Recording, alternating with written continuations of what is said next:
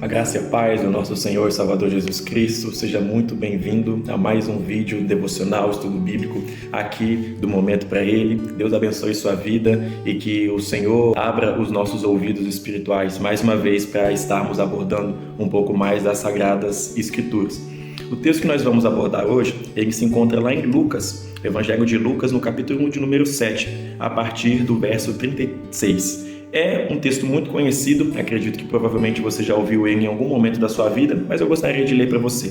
A partir do verso 36 diz assim: Convidado por um fariseu para jantar, Jesus foi à casa dele e reclinou-se à mesa. Ao saber que Jesus estava comendo na mesa na casa do fariseu, certa mulher daquela cidade, uma pecadora, trouxe um frasco de alabastro com perfume e se colocou atrás de Jesus, a seus pés. Chorando, começou a molhar-lhe os pés com suas lágrimas. Depois os enxugou com seus cabelos, beijou-os e os ungiu com perfume. Verso 39. Ao ver isso, o fariseu que o fazia convidado disse a si mesmo: se esse homem fosse profeta, saberia quem nele está tocando e que tipo de mulher ela é, uma pecadora. Então disse-lhe Jesus: Simão, tenho algo a dizer a você.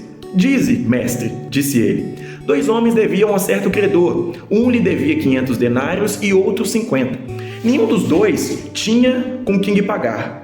Por isso, perdoou a dívida a ambos. Quem deles o amará mais? Simão respondeu: suponho que aquele a quem foi perdoada a dívida maior. Você julgou bem, disse Jesus. Em seguida, virou-se para a mulher e disse a Simão: vê esta mulher? Entrei em sua casa, mas você não me deu água para lavar os pés. Ela, porém, molhou os meus pés com suas lágrimas e os enxugou com seus cabelos. Você não me saudou com um beijo, mas essa mulher, desde que entrei aqui, não parou de beijar os meus pés.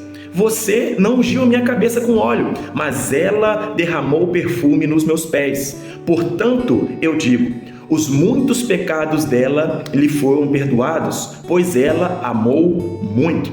Mas aquele a quem pouco foi perdoado, pouco ama. Então Jesus disse a ela, preste atenção: seus pecados estão perdoados. Os outros convidados começaram a perguntar: quem é esse que até perdoa pecados? Jesus disse à mulher: a sua fé a salvou, vá em paz. Querido, acredito que em algum momento da sua vida você já entrou em contato com esse texto, mas eu gostaria de trazer algumas revelações do Senhor à sua vida que talvez possam ter passado despercebido para você.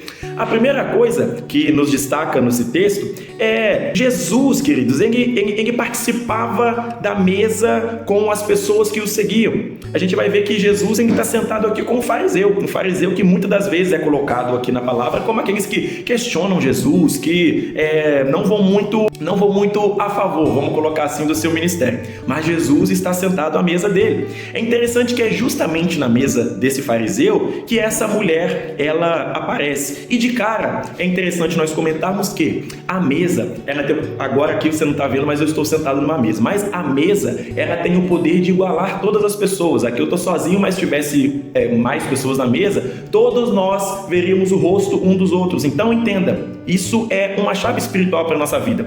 A mesa, ela tem o poder de igualar-nos diante de Deus. Por isso que, graças a Deus, querido, naquele grande dia, o Senhor vai nos esperar em uma grande mesa, onde nós estaremos reunidos, onde nós estaremos participando mais uma vez e para toda a eternidade daquele grande banquete que o Senhor tem reservado para cada um de nós. Mas vamos voltar para o texto. É justamente aqui que essa mulher ela encontra Jesus. É bacana que o texto, e Lucas, ele faz questão de mencionar isso. Aquela mulher, ela carregava um título de pecadora. Quando alguém carregava um título de pecador como esse, boa coisa obviamente não era. Aquela mulher já era tratada com um olhar pejorativo, um olhar de julgamento. Mas é interessante que Jesus ele não fala nada dessa mulher, a não ser depois que ela interage com ele. A verdade é que o texto afirma que aquela mulher, ela se aproxima de Jesus, aquela mulher, ela se reclina aos pés de Jesus e ela começa a chorar. E ela também unge Jesus, e aqui ela trouxe um vaso de alabastro com perfume. É interessante porque algumas versões vão falar que, além de ser um vaso de alabastro, que eu já vou te explicar o que é, vai falar com esse perfume. Esse perfume também traduzido muitas das vezes como um unguento, de nardo puro. Querido, isso aqui é um perfume muitíssimo muitíssimo caro, muitíssimo caro. E outra coisa, um vaso de alabastro, o alabastro é como se fosse um gesso muito fino, né? É um vaso geralmente pequeno que tinha a função de carregar algo muito valioso. Por quê? Esse perfume, geralmente, acontecia muito isso, de toda a família, quando a mulher ela era pedida em casamento, toda a família ajudava a encher esse vaso de alabastro com o dote da sua filha, o dote da menina da casa e coisa e tal. Então, queridos, para essa mulher, esse perfume, ele custava muito. Mas é interessante que essa mulher ela não faz questão do valor e derrama o vaso aos pés de Jesus. E na sociedade, querido, hoje nós vivemos uma sociedade muito diferente, mas para o povo judeu, o cabelo de uma mulher ele era um símbolo muito precioso e muito valioso para uma mulher. Ele representava de fato um véu, aquilo que mostrava pureza e coisa e tal. Então, querido, o fato daquela mulher pegar aquilo que revela a pureza dela, revela, sabe, aquilo que é importante para ela, aquilo que cobre ela, e colocar em contato justamente com a parte mais inferior, que eram os pés de Jesus, os pés que eram sujos por conta das estradas. Imagina, querido, você tá com aquele seu cabelo bonito, e você enxugar os pés de alguém que estava voltando de uma rua, de uma estrada de chão, uma estrada toda empoeirada. São duas coisas que essa mulher faz, querido, que nos trazem realmente algo muito valioso, sabe? Porque aquela mulher ela não fez questão, aquilo que era valioso ela fez questão de derramar aos pés de Jesus. Mas o segundo momento dessa passagem é muito interessante também, porque o fariseu, que é aqui chamado de Simão, ele não concorda com essa atitude da mulher e também não concorda com a atitude de Jesus. Por quê? Ele fala aqui mesmo, olha, o fariseu mesmo, ele está aqui, né, coloca até entre aspas, porque é como se a gente estivesse pensando, e Jesus vai lá e rebate justamente aquilo que ele estava pensando. Então, Simão, tenho algo a dizer para você. E aí, Jesus ele vai lá e conta essa história de dois homens que deviam uma quantidade diferente a um certo credor. Um devia uma quantidade menor e o outro uma quantidade bem maior. E Jesus, no final de contas, ele pergunta a Simão por que aquele credor ele perdoa os dois. E a pergunta que Jesus deixa para Simão é a seguinte: quem recebeu mais perdão? Quem amou mais? Quem vai amar mais o credor depois de ser perdoado? E aí Simão vai lá e responde corretamente e fala que é justamente aquele que mais devia.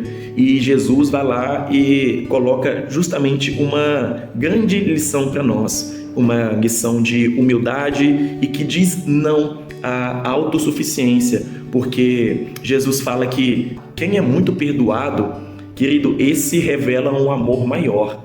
Então, nós podemos trazer como aplicação aqui para a nossa vida.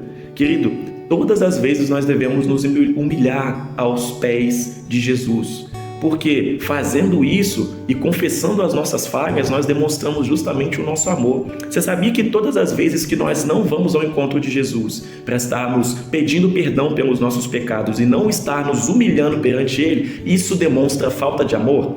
É interessante para a gente pensar a respeito disso. Então, querido, esse texto ele vai terminar com algo muito interessante, porque Jesus no final fala: seus pecados estão perdoados. E aqui, os outros convidados que estavam na casa, eles estavam se perguntando: quem é esse que até perdoa pecados?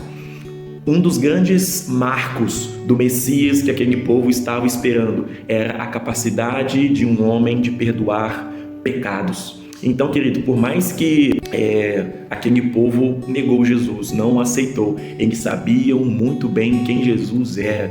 Então, no final de contas, Jesus diz àquela mulher: a sua fé a salvou, vá em paz. Querido, quando nós aplicamos isso na nossa vida, a gente entende que não é pela forma que a gente chega até Jesus, não é pelo pecado que a gente já cometeu, mas Jesus, ele sempre encontra espaço em um coração que está disposto a se arrepender e começar uma nova história. Então, não sei que tipo de situação pode ser que você esteja passando, algum pecado, alguma coisa que você ainda não confessou ao Senhor, mas tem essa oportunidade agora para que o Senhor ele encontre espaço no seu coração e você tenha os seus pecados perdoados e mais, seja salvo e tenha a paz de Deus no seu coração. Que Deus abençoe grandemente a sua vida. Nós vamos ficando por aqui, mas antes eu gostaria de orar pela sua vida. Se você puder, não sei de onde você está nos assistindo, mas feche seus olhos em nome de Jesus. Vamos orar por essa palavra para que ela possa ganhar espaço no nosso coração. Amém? Senhor Deus e Pai, eis aqui mais uma vez a Tua palavra. Nós oramos, ó Pai, te pedindo para que essa mensagem ela encontre espaço no nosso coração. Toma, ó Pai, em nome de Jesus, todos os nossos pecados em Tuas santas mãos e gere em nós, ó Pai, frutos de arrependimento, para que, mais do que salvos, Senhor, nós também possamos ter a Tua paz dentro do nosso coração. Assim, Deus, eu oro no Teu santo nome, no nome de Jesus, ó Pai. Amém. Querido, Deus abençoe grandemente a sua vida, tá bom? Obrigado pelo momento que você decidiu estar conosco aqui por mais esse tempinho de devocional, estudo bíblico. Não esqueça de estar compartilhando esse vídeo, de estar deixando o like, de estar deixando um comentário aqui abaixo, que isso ajuda no nosso engajamento. E a gente fica assim e eu te espero num próximo vídeo. Deus abençoe grandemente a sua vida e fique com Deus. Deus abençoe.